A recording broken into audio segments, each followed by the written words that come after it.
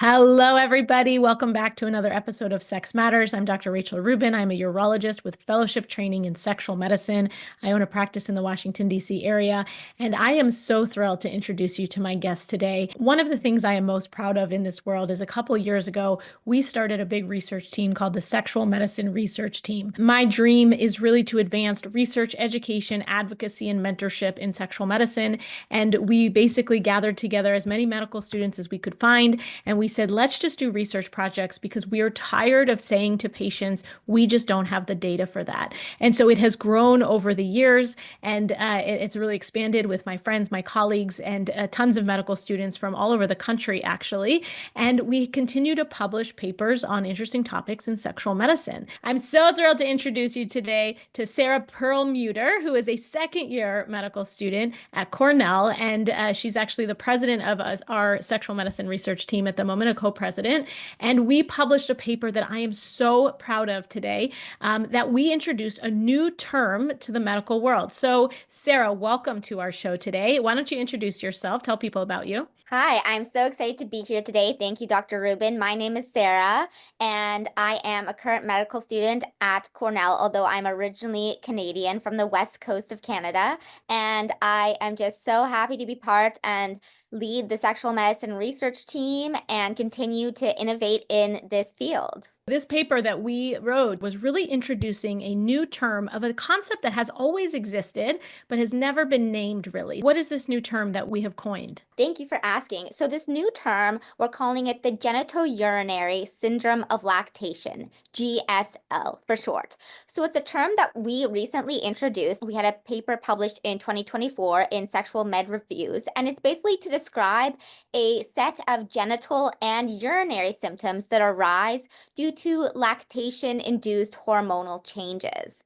So basically, in the postpartum period, and specifically during breastfeeding, during lactation, the hypothalamic pituitary axis undergoes significant changes. Prolactin is elevated during lactation to stimulate the milk for breastfeeding, but that also inhibits the hypothalamic secretion of the gonadotropin-releasing hormone. And that downstream effect leads to reduced estrogen and androgen levels. So that resulting hypoestrogenism and hypoandrogenism can lead to this range of genital and urinary symptoms that we see. For example, leading to a loss of elasticity and thinning of vaginal tissues. You can see vaginal atrophy, vaginal dryness, decreased in vaginal secretions, and that can all result in things like dyspareunia, pain with intercourse, dysuria, recurrent urinary tract infections, and lots of different types of sexual dysfunctions. While these symptoms may be prevalent, they are also completely unrecognized at the current moment. That's why we wanted to give a name and introduce vocabulary so that we could start talking about these symptoms, because how are we supposed to address them and then help people that experience them if we can't even talk about it? That was the first step of this project, is coining this term GSL, the genitourinary syndrome of lactation, to talk about these genital and urinary symptoms we see in this postpartum lactating period. I could never say any of those words when I was just a second-year medical student. So you bring joy and pride to my soul. It really is so incredible. You really spearheaded this really important research by going into the literature and say, this has been studied. We have had this for a long time. We know that treatment exists and is safe, vaginal hormones, much like we use in menopause. And yet, when we talk to lactating people, they have no clue that they're in essentially a menopausal state, which is why we have a term that was coined, and we used to call it all vaginal atrophy or atrophic vaginitis, which is not a nice term. Don't ever tell a person their vagina is atrophic. They cry in your office. And so the term in 2014 was changed to GSM, genitourinary syndrome of menopause. And the one problem with that terminology is that menopause refers to menopause, but we see these genital and urinary changes in perimenopause. We see them with lactation. We often can see them with certain hormonal contraceptives. We need an evolution of a term because any kind of hormonal changes can result in both genital and urinary symptoms. When you were doing this research for this paper, and obviously you've done more since then, what does the data show? How safe are local vaginal hormone therapies? And why don't you think anyone knows that this is a problem? It's so important to address, and that's why we've started this research. So we published a literature review that reviewed previous studies that have discussed symptoms of GSL without that specific vocabulary. And then we're also currently undergoing a submission for a systematic review looking at the prevalence, so looking at more quantitative data of GSL and those symptoms. In that study, which is hopefully soon to be published, we looked at and we analyzed over 65 studies on postpartum lactating individuals. And the findings were pretty consistent across all the studies. We saw that postpartum lactating individuals experienced vaginal atrophy up to 60% of those individuals. Similarly, like around 60% also having painful intercourse at 3 months postpartum, and it declined slowly at the 6-month, and at the 12 months time point, it was still at 30%. So it was prevalent across a full year postpartum while these individuals were still lactating. And then we also saw multiple forms of sexual dysfunction, mainly in the domain of arousal and sexual satisfaction. That was 74% of postpartum lactating women reported sexual dysfunctions. And so we see that these results are quite striking and are significant. So why aren't these symptoms being addressed? Why don't we know about this? Well, one part is because, like you said, postpartum women, they don't even know what's happening in their bodies, and all these hormonal fluctuations with pregnancy and immediately after pregnancy, they're shifting.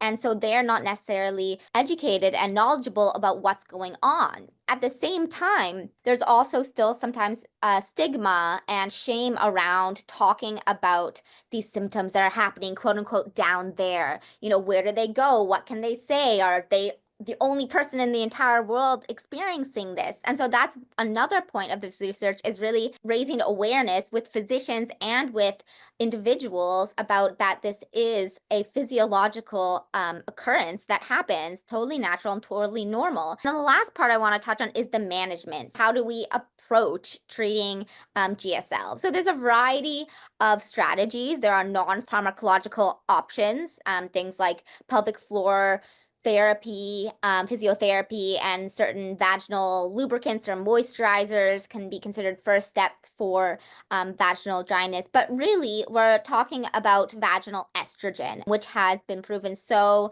successful and really imperative for the treatment in menopause and menopausal women who are experiencing vaginal dryness and vaginal atrophy. But we do have several studies that have looked at vaginal estrogen in the lactating postpartum population. And all those studies did not find a significant increase in the level of estrogen in the blood of these women, because the estrogen was only topically applied, and so it would only take effect in the vulvar area where that estrogen cream was applied. It did not raise the estrogen level significantly in the blood of these individuals, and so there's no possibility that it could be transferred via breast milk to the baby. These studies show that using vaginal estrogen in the lactating postpartum population is safe. Of course, these studies are not as recent as we would like, and we would love to do further RCTs with more standardized controls, looking at the exact dosage, the exact time and duration postpartum. But we think that they are totally safe to use and that they can really significantly help these symptoms. You shouldn't have to be in pain or struggling or have any sort of dryness that's causing a significant impact on your life, because we have tools that exist that can help you. Absolutely. And truly, right, we know vaginal estrogen or vaginal DHEA, the studies show over and over again, there's no systemic absorption. It is not systemic or whole body hormone therapy. And women who are lactating often get their cycles back and they have their own endogenous estrogen at pretty high levels that come back while they're cycling. We even give lactating people birth control pills, which are high systemic doses of hormones. So local vaginal hormones are not dangerous. They don't go systemically. They're not going to cause stroke, blood clot, heart attacks, problems in the breast milk. And yet, the idea that people have to endure lubricants and moisturizers first is almost unfair because those don't prevent urinary tract infections. Those don't fix the tissue, fix the problem. People don't heal from their tears, from their episiotomy sites, from their vacuum injuries, because the tissue is so thin and raw and irritated. And so we are under rehabbing. I'm going to say it, we're under rehabbing our postpartum patients. Adding vaginal hormones is a huge opportunity, not just to help their lubrication, their orgasm and arousal and their pain, but actually to prevent urinary tract infections, their urinary leakage, their frequency and urgency, and them healing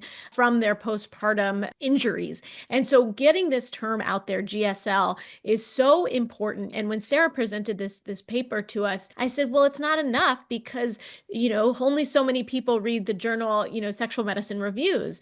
And so we have to go bigger, right? In the sense that this is step one, but we have to do more projects. We have to study the active pregnant population and postpartum population. We have to do an entire advocacy campaign because every postpartum person needs to know that GSL is a thing. And every physician and clinician who sees postpartum patients needs to know and talk about GSL and know that not only should they be comfortable with vaginal hormones, but they should be confident in their prescribing of vaginal hormones. And we hope, of course, that translates to the perimenopause and menopause population as well. Sara, where do you see this research going? What are your dreams for GSL? Great question. There's so many avenues that this can take. And one of the things that's so exciting is this is really just the beginning, right? This is not the entire conversation. We've just opened the door. And so there's so many different avenues that we can take from here. So we've just now introduced the term. One next step is, like you said, getting it out there. So just education and knowledge of both people undergoing pregnancy and postpartum, but also healthcare providers. And that's not just OBGYN. That's all healthcare providers, midwives, pediatricians that see the moms with their kids so frequently after birth. And also pelvic physiotherapists and also primary care providers that have these longitudinal relationships with their patients and are sometimes the really first access that the patient will go to. That's why first step is just getting the word out and screaming it from the rooftop so everyone is aware that this exists and that it's also a normal part of life, nothing to be ashamed of, and we have strategies that exist that can help you.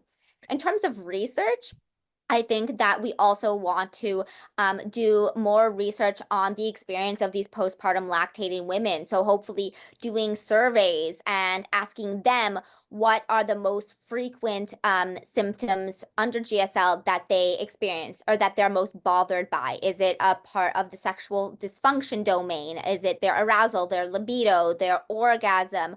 Is it more their vaginal dryness that they're more concerned with, or their frequent urinary tract infections? What do they care about most so that we can tailor our care to address those key concerns? It all sounds so wonderful. I'm very proud of you. I'm proud of the work the whole sexual medicine research team is doing. Sara, where can people find you so they can make sure to follow up on all the many research projects that you are working on? I have a social media on Instagram. So my title is my name at Sara, SARA Perelmuter, PERELMUTER. That's my social media Instagram handle. We also have a sexual medicine research team, which I'm co-president of. So we'd love to hear your ideas and discuss with you if you're interested in collaborating with us, specifically in terms of a postpartum obstetrics population. We'd love to get you involved and see where we can take this further. Oh, bless you for existing. Thank you for joining me today. And thank you, everybody, for listening. This is another episode of Sex Matters. I'm Dr. Rachel Rubin, and thanks for joining us.